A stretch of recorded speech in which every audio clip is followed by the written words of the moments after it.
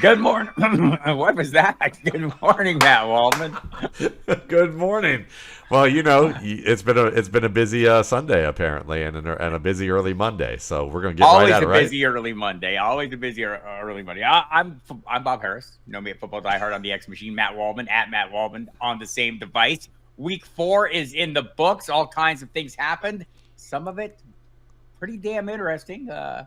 And let's dive in. The Chiefs have some issues, it appears. Rasheed Rice, the widely reported suffered a torn ACL.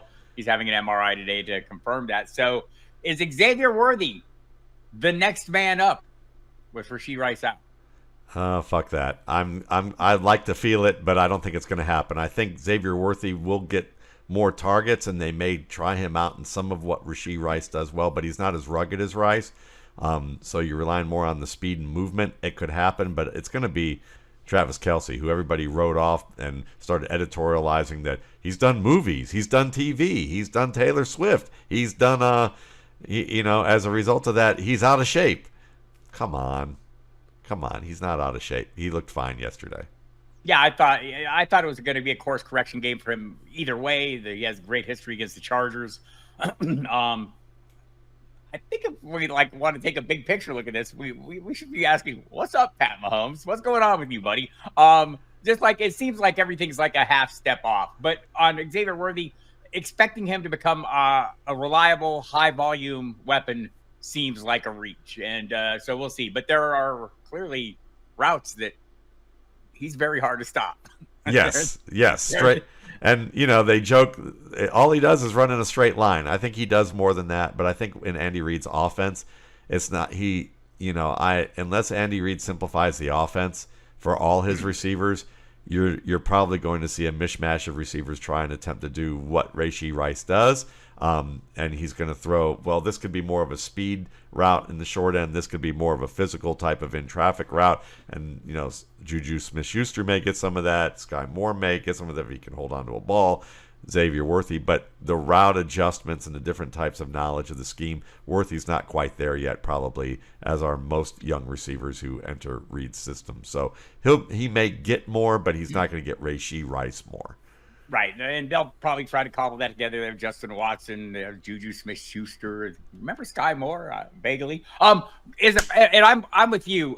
Hey, now the clap hands were in effect there. Looked like a big gator jumping out of the water there. So would it be a reset? So I'm with you. I think Kelce becomes moves back in, becomes a focal point. Is there a little bandwidth there for maybe the Noah Grays and Jared Wileys of the world to get a little more work? No, Gray, absolutely.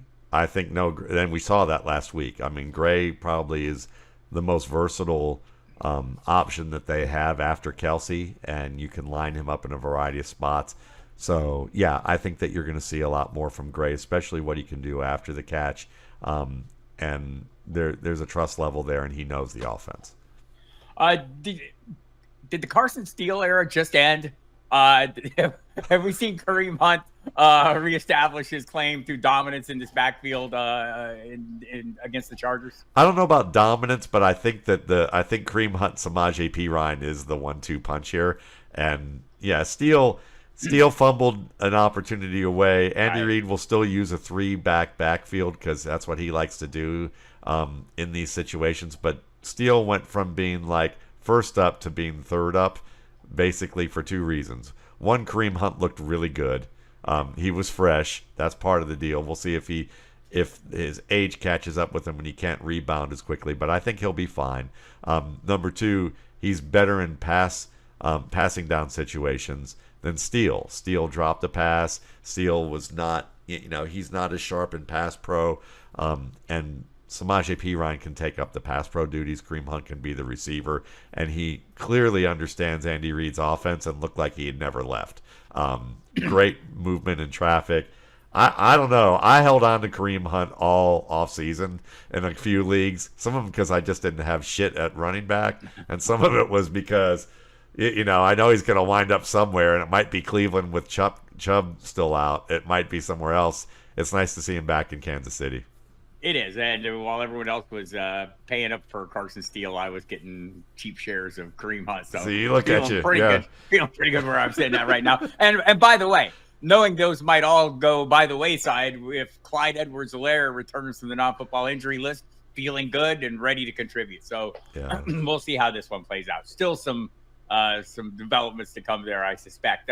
Green Bay, the reporting today, Ian Rappaport suggesting Christian Watson could go on IR. It's a high ankle sprain for him. So Dontayvion Wicks, 13 targets, caught 5 of them. Matt LaFleur thinks more. So is he a viable fantasy prospect now, a frontline player for you? Absolutely. After week 1, I put him on the Football Guys top 10 on my list, as this was a near-term buy low, because he had a turf, against Philadelphia. He had a drop. He had a turf monster issue where he fell down before the ball arrived. There were some bad throws in that game too. And when you look at this game, he caught one that should have been easily been that the officials just missed. And there were some just bad throws, some tip passes, some just throws behind him.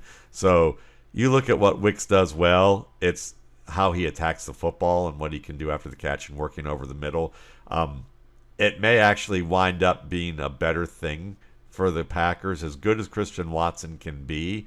Now they have some clearly defined roles with some of these guys, because you're going to see more downfield work for Jayden Reed. You're going to see, Dubs still do those timing routes and the tough work over the middle. And Wicks kind of overlaps and differentiates himself. There's a little bit more of a complementary type of thing with this trio than there is with Christian Watson, if you ask me. So I think, I feel good about Wicks. I thought they had pretty well-defined roles, though. Dobbs kind of the go-to guy, Reed the athletic jack of all trades, and Watson the deep threat. But I do think Wicks is a great threat. So I co-sign on all your feeling there, Matt Waldman. You're welcome. Jonathan Taylor, another high ankle sprain. This one's said to be mild. I don't know if high ankle sprains agree with that, but it's said to be mild. So we'll see. They play the Jaguars this week, the team everyone would love to play. But Trey Sermon, Tyler Goodson, feel him or fuck him as potential stopgap players for you. Against the Jaguars? Yeah. I'd say low end, but Sermon can certainly get the volume. Goodson can get the big plays. Goodson's the type of player that I'll probably profile in the replacements this week, that you can get off first come, first serve. Right. And you might be able to get some love out of him. Kind of the way I recommended Cordero Patterson on Friday before he got hurt. You could see what he did against the Colts in terms of they were starting to get rolling with him, and then it kind of ended. But you can get some cheap points out of these guys, and I think that both of them provided that opportunity. If the Colts can somehow get ahead with Flacco, Sermon is the type of back with volume that could give you a 100-yard day. And if Flacco's the starter, which is likely the case, So, I'd take a chance. Just when it started to look like Anthony Richardson was going to have a little bit of a rebound. We'll talk about that another time. Malik Nabers, I want to talk about happy stories here. Although concussed, this guy has been a dominant force so far. And do you think he'll threaten the single season target record? Well, Bob, I just put out the September update for the RSP Dynasty rankings and projections. Oh, did you? And I did. It should be in your inbox if you're a subscriber for $24.95. And I did send one email that had the wrong link, so I owe y'all a beer. But I did. I did yes, update. You did. But I corrected the link, so we're good. But when you access that, what you will see is I have Malik Nabers projected, as unbelievable as it sounds, for 208 targets. Yeah, that beats Marvin Harrison Sr.'s record by 1. So wouldn't it be interesting if the same draft as the Sonny Boy is in, that it ain't Sonny Boy who beats Daddy's single season record, It's never going to be Sonny Boy unless he plays entire games every single week. I'm just going to, not like I'm an expert wide receiver or anything, but I do know one quarter of every game is not going to cut it for you, kid. Yeah, but Sonny Boy's played pretty well. He has, but would like it a little more consistent over the course of full games. So feel or fuck it. Bob Harris, completely right about Jayden Daniels. Thus far, yes, I'll qualify it. because I would say thus far, absolutely, Jayden Daniels' legs, carry him well. The scheme has done a great job of giving him, quick 1 to 2 reads. But here's the thing that you need to know, and this is why I'm qualifying it. It's not because I've got sour grapes with Bob. Sure you do. Yeah, but, we'll talk about it privately. But here's the thing. 22% of Jayden Daniels' passes were beyond 10 yards. In contrast, if you look at someone, I picked Sam Darnold. 43% of his passes were beyond 10 yards. So then when you start drilling down further, you go, well, 67% of Daniels' passes were no more than 10 yards in length.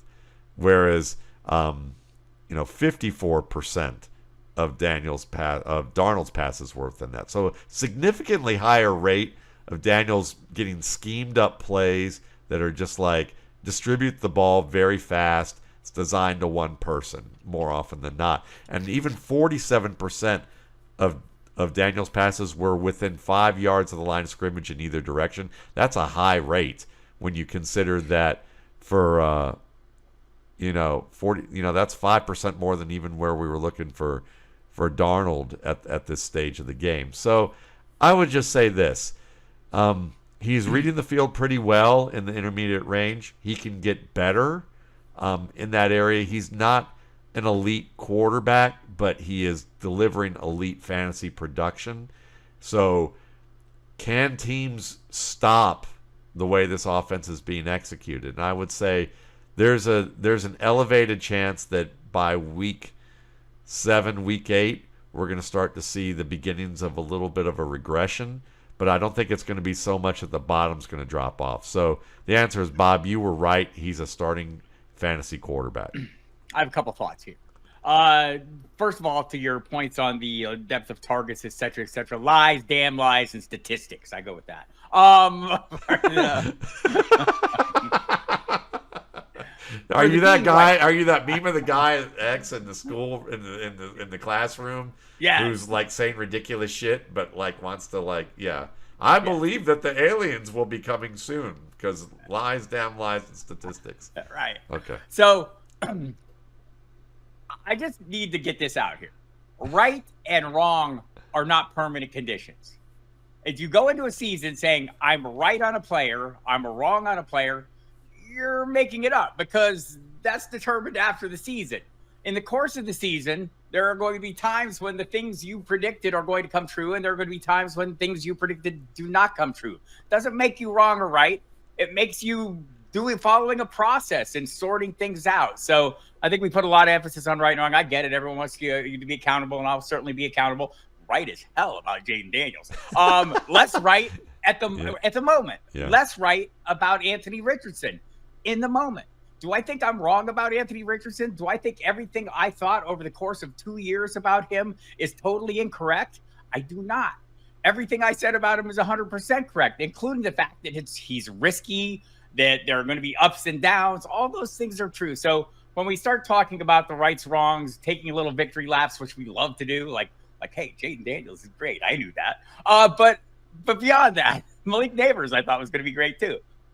These are temporary conditions, the right or wrong, until after the season. And then we can sort through it and we can get an understanding of why our expectations or the narratives we built fell short or were dead on or maybe understated the case. And then we use that next year to do it all again. That's the process, kids. Well, there you go. And then just because I get to joke that this is Matt Waldman's RSP podcast, Feel It or Fuck It, then I'm going to get the last word a little bit here and say Bob was right. So Bob is right so far.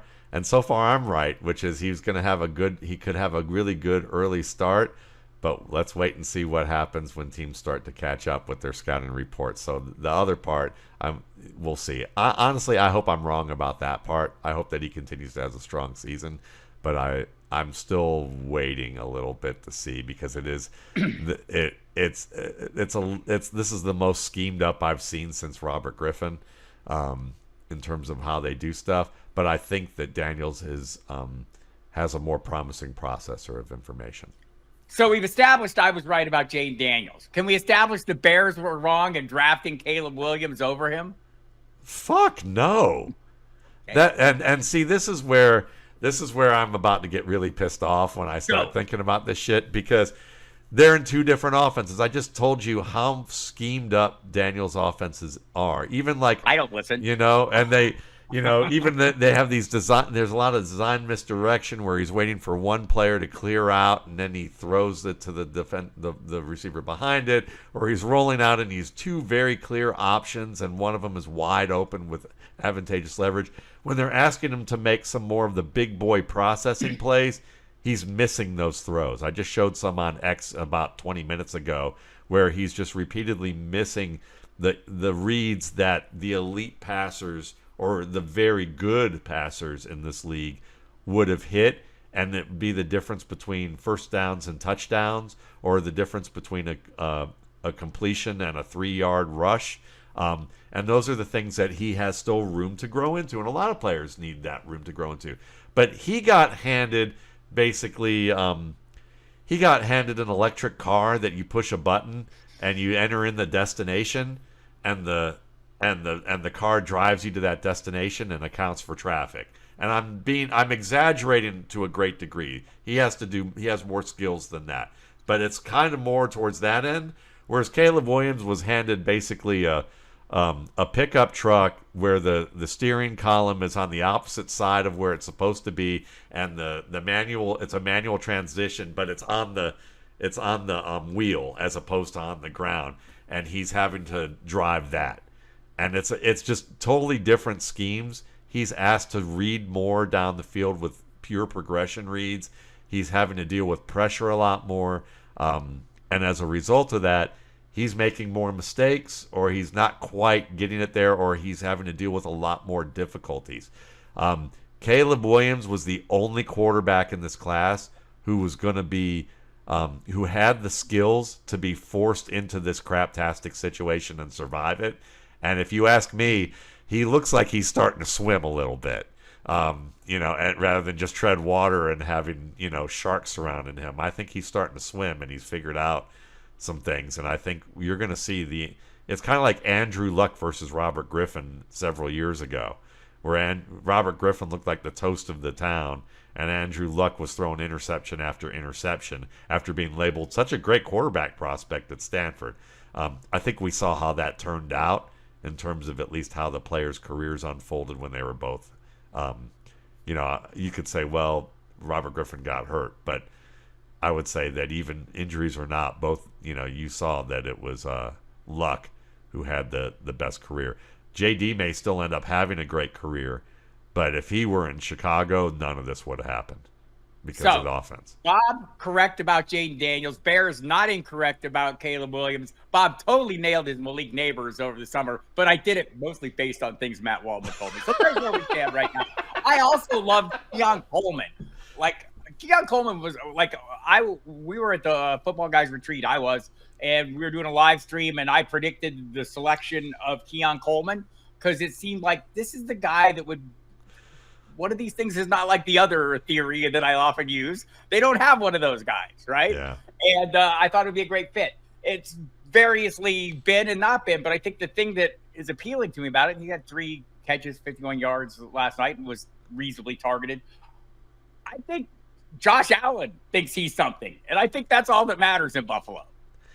Well, he is something, but the problem is people who just think speed is everything don't realize that when you're big, you can leap, you're unbelievably athletic, and you can get on top of a defender early enough that in a tight coverage situation, you're going to win the ball. If there was a player, I joked that, if you had to throw a ball through a brick wall or towards a brick wall, and that receiver had to find a way to work through it, around it, or over the top of it, or dig under it even.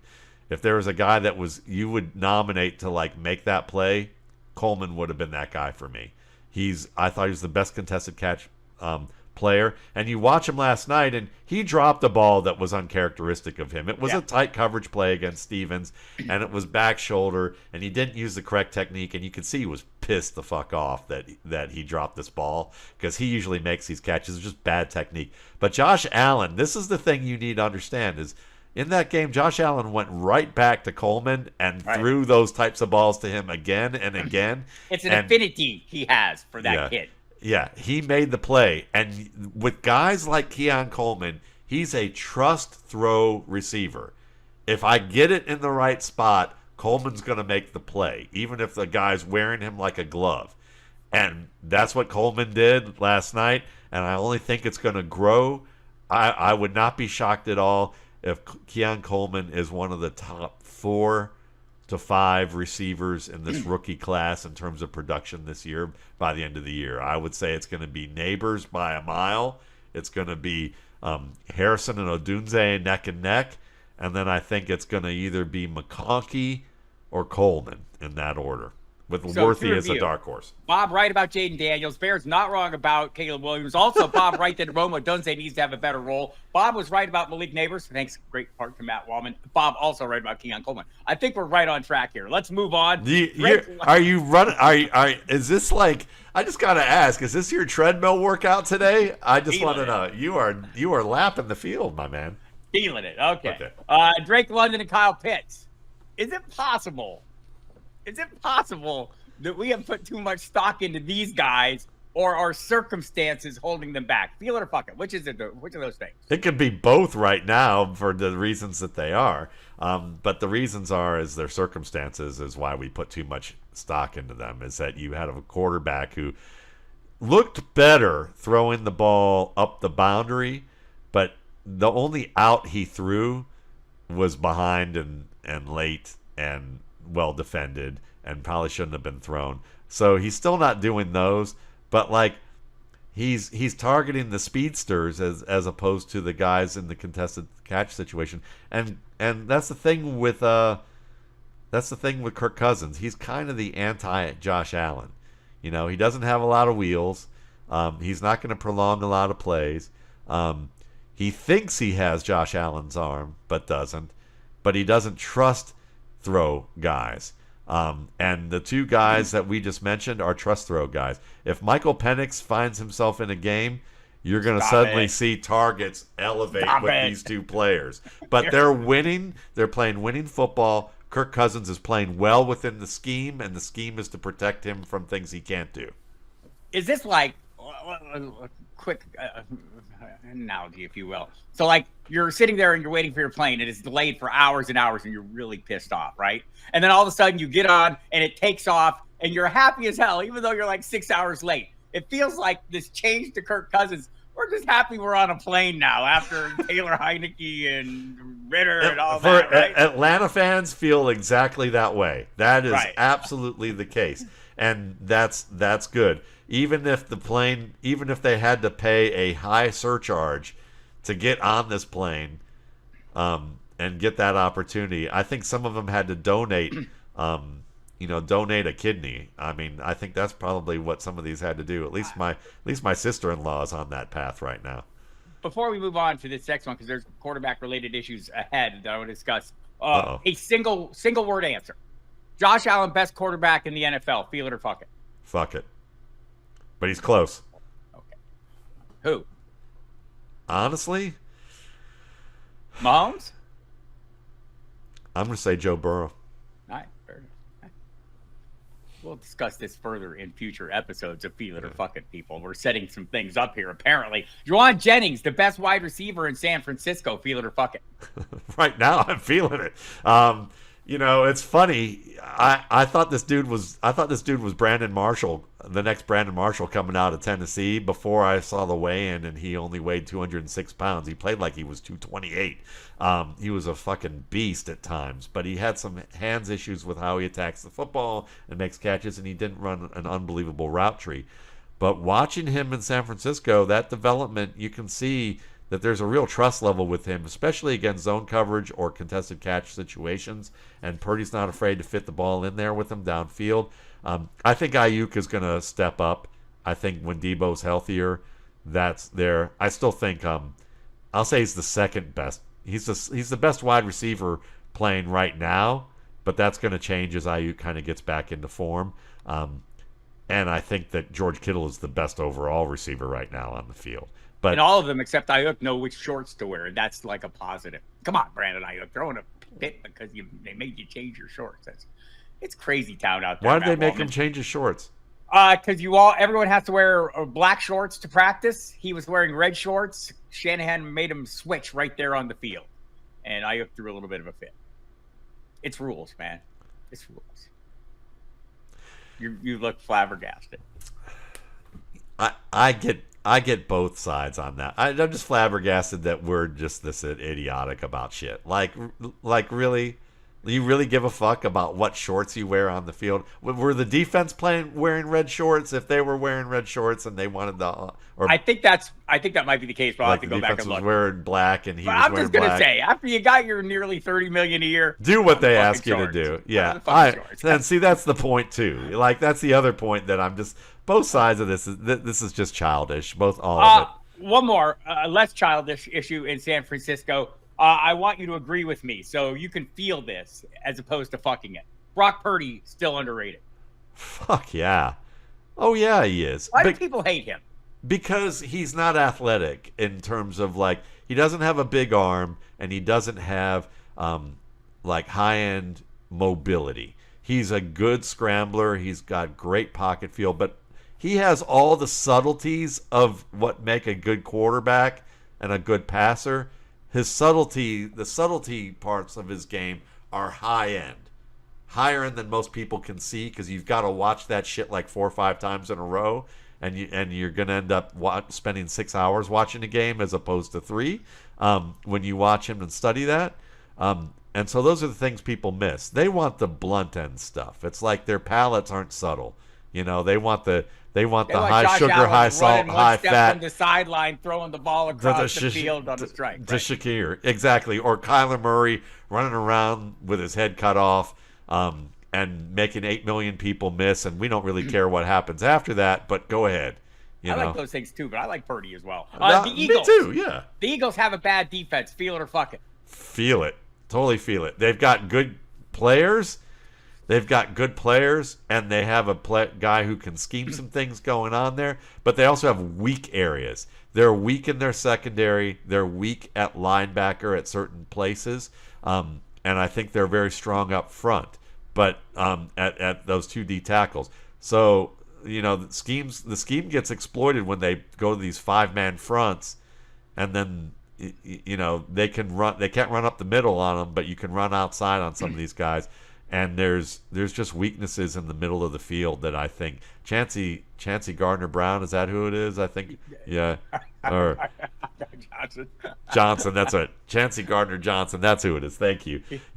He got whatever you're about to say. He will say otherwise. He had a. Let's just say this. Yeah, he said he's going to put a whooping on people. And the week before, I watched 2 plays in a row in the fourth quarter where Alvin Kamara faked him out of his jock and left a brown stain on it, and then basically.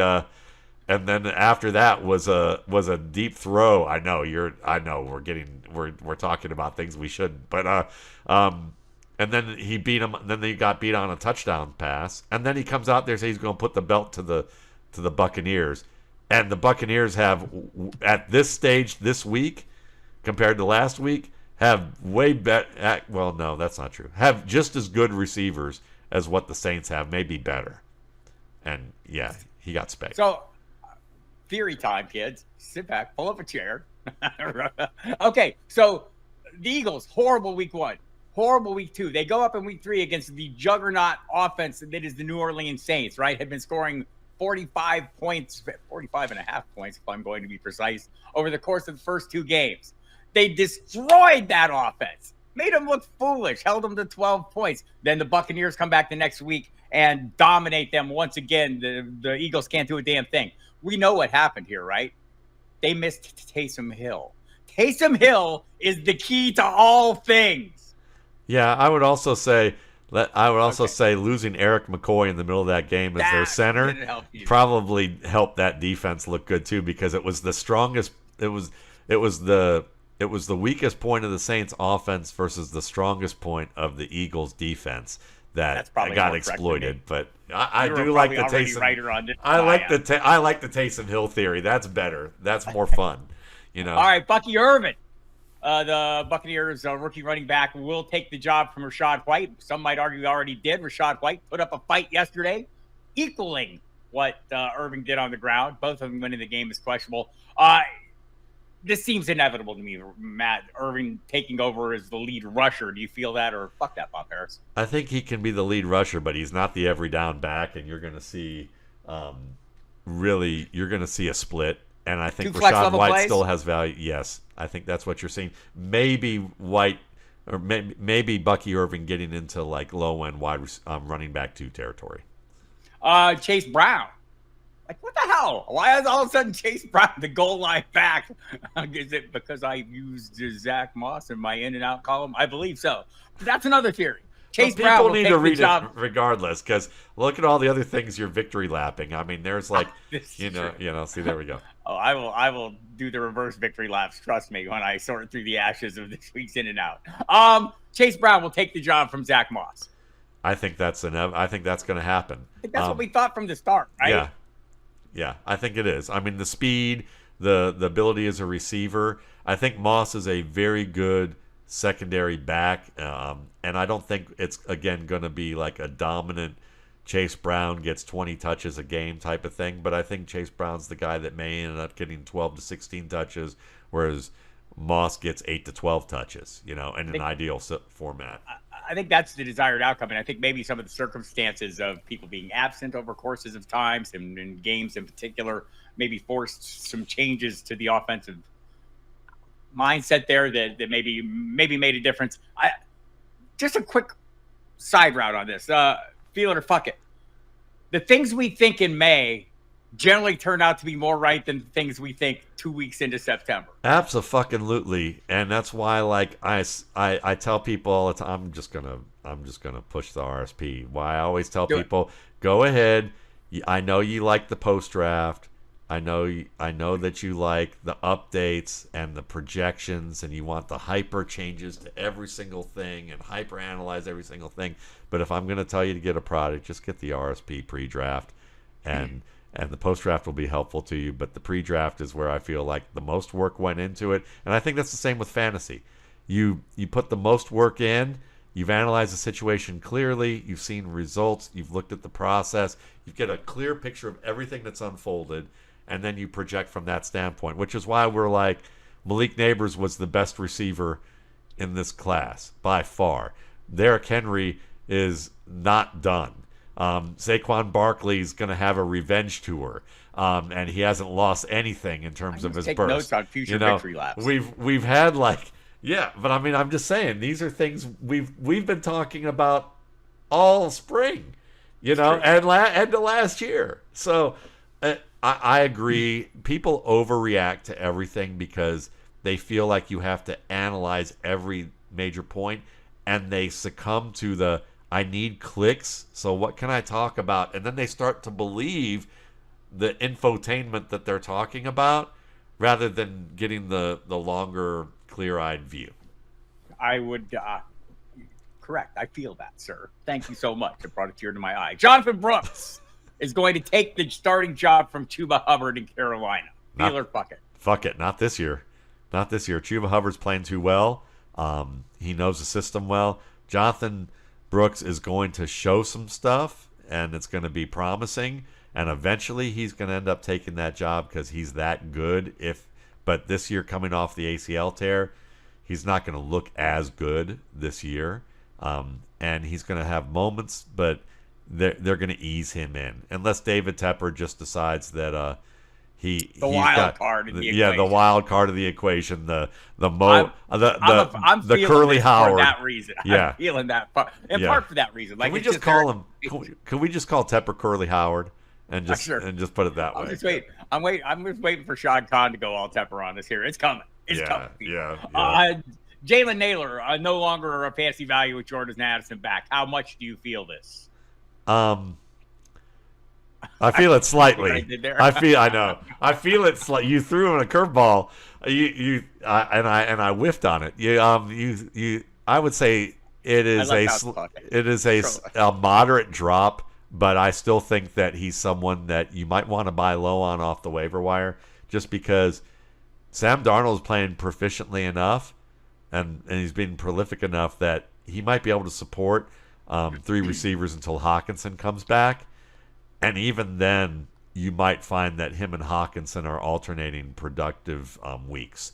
So it's going to be, if you're I guess I'll put it this way. If you're Adam Harstead and you're looking at things in a simple way and you're trying to distill it to going, I don't want players I have to think too much about to put into my lineup, then yeah, the answer is fuck it.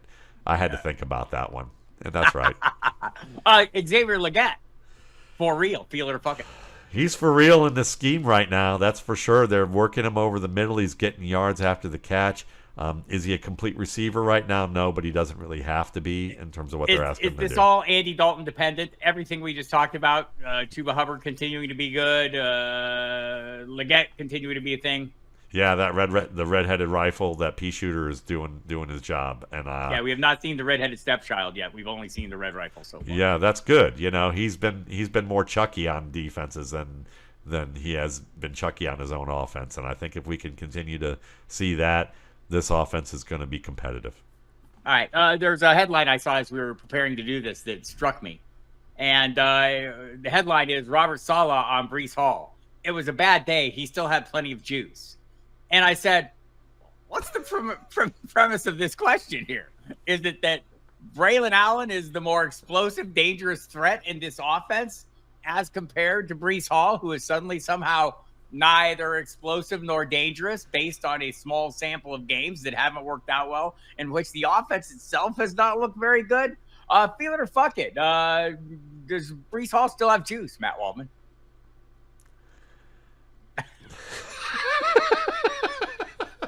I'm sorry. I just can't even believe that we're even having this conversation.